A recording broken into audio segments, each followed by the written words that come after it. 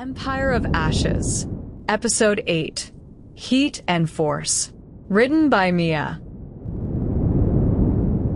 My father said the Marchettis built everything out of heat and force, and then they owned you. He meant it as a warning. He never lived to learn that a warning, in this city, is just a recipe, and that his honest daughter had been paying attention. I found out the meeting had moved when I went looking for Dario with the truth finally in my hands and found the house half empty, Sophia white-faced in the hall. They moved it up, she said. The Falcons sent word an hour ago. Tonight, now their terms or the truce is off. Dario went. He took 4 men. Lena, she caught my arm, and she had her brother's eyes and all of his fear and none of his control. He didn't look right. He looked like a man who's stopped being sure of something.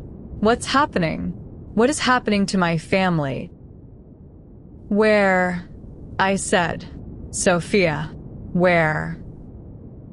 The old cannery on the Falcon Wharf. Lena, you can't. It's their ground. But I was already moving, my father's ledger against my ribs where it had lived for 3 months, and I did the arithmetic as I ran for the car, the cold, clean arithmetic he'd trained into me before I could spell. Dario, on Falcon ground, bargaining from a strength he didn't have, in front of the only men in the city who'd already worked out the truth. He thought he was buying time. He was walking into a room to confirm his own death warrant, politely, because his father had loved him too little to tell him the truth, and his wife had loved him too much. There was only one thing in the world that could pull him out of that room alive, and it was sewn into my coat, and the price of using it was that he would learn, in front of his enemies, exactly what I was. I went anyway. I had stopped somewhere in the last 11 days, being able to choose my own survival over his. That's not romance. That's just the truth. The honest girl my father raised would have driven the other way. I called Nico from the car. He didn't waste words. The cannery's a killing floor, not a meeting room, he said, and I could hear him already moving, already arming. Falcon only sets a single table when he means to clear it. Don't go in, Lena. Whatever you've got, it isn't worth. It's the only thing that is worth it. I said, get men to the wharf. Quietly. If I'm wrong, you bury us both and tell Sophia I tried. A pause, the longest I ever got from him. Salvatore picked his enemies better than his sons, Nico said. You have ended him in a year. Go save the one that's left. And he hung up, and I drove toward the water with my father's whole careful life against my ribs, rehearsing the only hand I had, knowing that if I'd misread a single column, it wasn't a bluff. It was a confession, and they'd put me in the harbor next to whatever was left of Tomas Vela. The cannery was cold and vast and smelled of salt and rust, and they had set a single table in the middle of it under one hanging lamp, and that theater told me everything. The Falcons wanted Dario to feel small in a large, dark place. Old Falcon sat at the head of it, the patriarch, dry and patient as paper, and Dario sat across from him with his 4 men at the walls and his spine straight and that beautiful ruinous confidence still on him, offering harbor concessions to men who had not come for concessions. 1/3 of the eastern berths, Dario was saying, with right of refusal on the... Dario. Old Falcon's voice was almost kind. Stop. You're embarrassing your father's name, and I knew your father 40 years, so let me do the courtesy he wouldn't. He folded his dry hands. We don't want 1/3 of your berths. We want all of them and the warehouses and the commission seat, and we're going to have them because we know what you've spent 8 months pretending isn't true. Salvatore died broke. The Marchetti Empire is a corpse you've been walking around the city in a good suit. We've suspected it for a year. And a little bird, very recently, confirmed it. He smiled. So this isn't a negotiation, son. This is a wake. We just wanted you to sit at the table while we read the will. And I watched Dario Marchetti understand, in real time, that he had walked his family into a grave, and I watched him not break. God, he didn't break. He just went still and cold and started, even now, even cornered, to calculate, and I stepped out of the dark at the edge of a lamplight into a room full of Falcone guns, with my father's ledger in my hand, and I said the line I'd been walking toward since the rain at the funeral. "The bird was me," I said, "and you've all been reading the wrong number." Every gun in the cannery turned. Dario came half out of his chair. Lena. And the look on his face was the worst thing I have ever caused. Pure animal terror. Not for himself, for me. Even then, even before he knew. I did not look at him. I couldn't and do it. I looked at old Falcone, and I put my father's ledger on the table under the lamp, and I became, for the family that had ruined mine, the thing my father warned me they were. "My name is Lena Russo," I said. "Aldo Russo's daughter. Salvatore Marchetti bled my father dry, and then had him killed 8 months ago for finding out exactly how broke this family really was, and my father, being a careful man, wrote down what he found before he died. Every secret debt, every shell, the whole corpse, accounted to the cent. I opened it to the page. You're right, Don Falcone. The Marchettis are dead and don't know it. But here's the number you got wrong." I turned the ledger to face him. "It's the same book that has your debts in it. Salvatore played you and the commission against each other for 5 years. You've each been lending against the same collateral, the same berths, the same warehouses, twice promised, and neither of you ever knew, because the one man who saw the whole board kept it behind a wall. I let that land in the cold, salt dark. You move on the Marchettis tonight. You take the corpse. And the day you do, the commission learns you've been holding paper on assets that were already theirs, that you've been insolvent on Marchetti debt for 3 years and hiding it, and they do to you exactly what you came here to do to him. I've made copies. They release to the commission the morning after anything happens to anyone in this room, including me, especially me." Silence. The vast cold drip of the cannery. Old Falcone looked at the ledger, and his dry old face did the arithmetic, and I watched him arrive where I'd already been for 3 nights, that I'd turned his own weapon around, that the proof which could kill the Marchettis killed the Falcones in the exact same motion, that the only way anyone at this table survived was if everyone at this table left it alive and quiet. My father's third move. Make the proof worthless by making it fatal to everyone. I had perhaps 4 seconds where it could have gone the other way, and I have lived a great many of my hours since inside those 4 seconds. A man like old Falcone has put more people in the ground than he can name, and the simplest answer to a woman with a dangerous book is a bullet and a fire and a story for the papers. The new Marchetti bride. So tragic. The Falcones send flowers. I watched him consider it. I watched the gun stay up. I kept my father's steadiness on my face by main force and did not let my eyes go to Dario, because if I looked at Dario, I would stop being a wolf and go back to being a frightened girl, and the frightened girl died in that cannery, and the wolf walked out. I had learned, in 11 weeks in the Marchetti house, the one lesson the whole city ran on, the lesson my honest father had died never being willing to learn, that they only respect the thing that can hurt them back. So I made myself, for 4 seconds, into a thing that could hurt them back. It is the most expensive thing I have ever made of myself, and I made it to save a man who was about to hate me for it.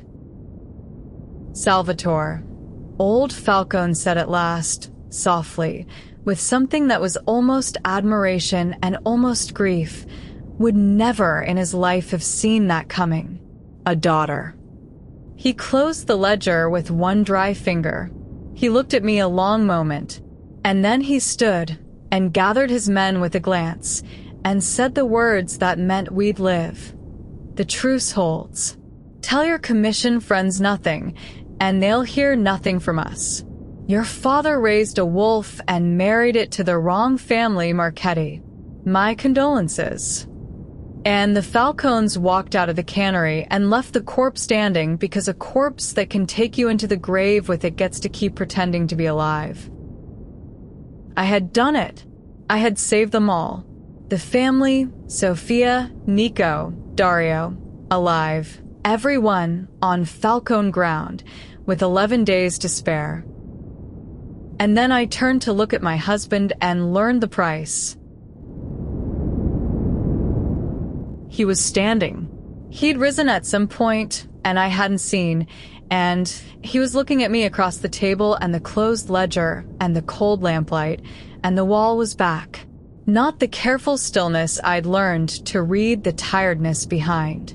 The other one, the one from the very first day, in the rain, at the cemetery. The door closing behind his eyes, complete, final, a man putting something away forever. "You had it the whole time," he said. "Quiet. The quiet was the worst of it. 3 months. The thing I turned over the whole city to find, the thing I told you at midnight would save my family, you had it sewn into your coat while I told you. His voice didn't break. I almost wish it had. You came to my father's house to bury me. You said the bride is grateful across a desk, and you meant the bride has a knife. Every breakfast. The opera. You let me. And there, only there, the smallest crack, instantly sealed. I told you you were the one person I didn't lie to.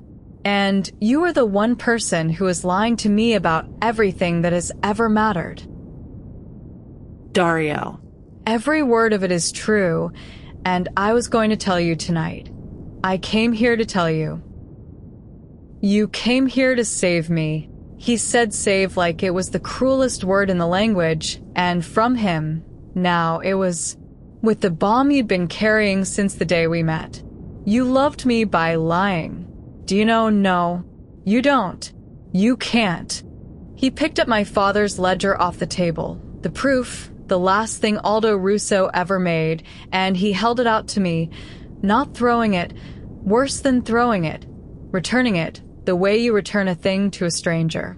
My father did that to people, decided what they could survive, managed them for their own good, and called it love. I built my whole life swearing I'd never be him. His eyes were dry and ruined, and you knew that. I told you that in the dark like a fool, and you looked at me knowing it, and you did it anyway.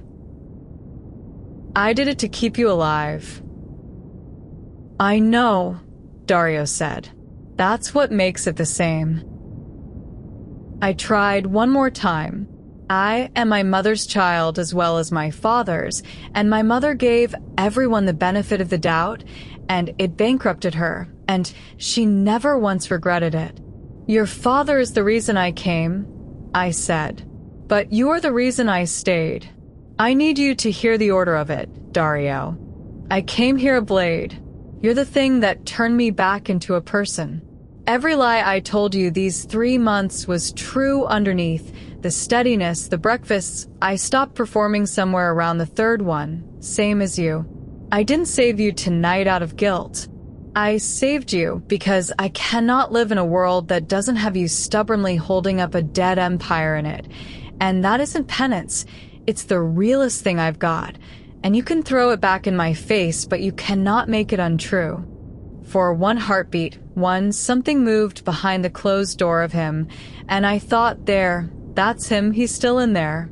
And then it's sealed, because I had just taught him, tonight, on his own life, the same thing the city had taught me, that the people who love you are precisely the ones with the angle to destroy you. He'd be a long time unlearning it, maybe forever. Salvatore's son believed in doors that close for good, and I had just handed him the proof. He had the men take me home, not roughly. He would never be rough with me. Even now, even shattered, he gave the order to see me safe, which was somehow the thing that finally broke me where the guns hadn't. He didn't ride with me. He stood in the cold cannery with his dead father's debts and his living father's habits and the wreckage of whatever we'd been, and he did not watch me go. I had won. I want that understood because of everything that comes after. I walked into a room full of my enemies with the truth as my only weapon, and I saved every person I'd come to that city hating, and my father, my honest, ruined, forgiving father, would have been so proud of the woman who turned heat and force into a shield instead of a sword. I avenged him by refusing to become the thing that killed him. I won. And I lost the only person who had ever looked at a quiet daughter and a borrowed dress and seen, underneath, the whole of what I was and chosen it before he knew it would cost him everything. The marriage was a corpse now, too, like the empire, walking around the city in a good suit, pretending. We would have to keep pretending, of course. A Marchetti wife can't simply leave, not now. Not with the Falcons watching for any sign of the weakness I'd just bluffed away.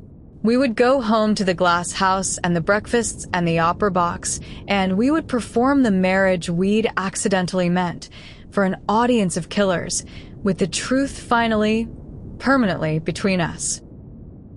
What I did to win him back, whether a thing built on heat and force and 3 months of lies can be rebuilt into the realest thing either of us ever had, or whether some doors really do close for good the way Salvatore Marchetti's son believes they do, is where it stops being free.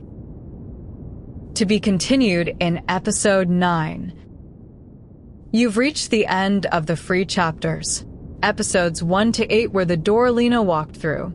The whole of her war, and whether she gets Dario back, continues for Inner Circle members in episode 9 and beyond. That was episode 8 of Empire of Ashes. If this one has its hooks in you, the next episode is already waiting. Subscribe so you don't miss it. The complete book is on Amazon, and early episodes plus Dario POV bonus scenes are on my Patreon. Links are in the description. I'm Mia. Thank you for listening.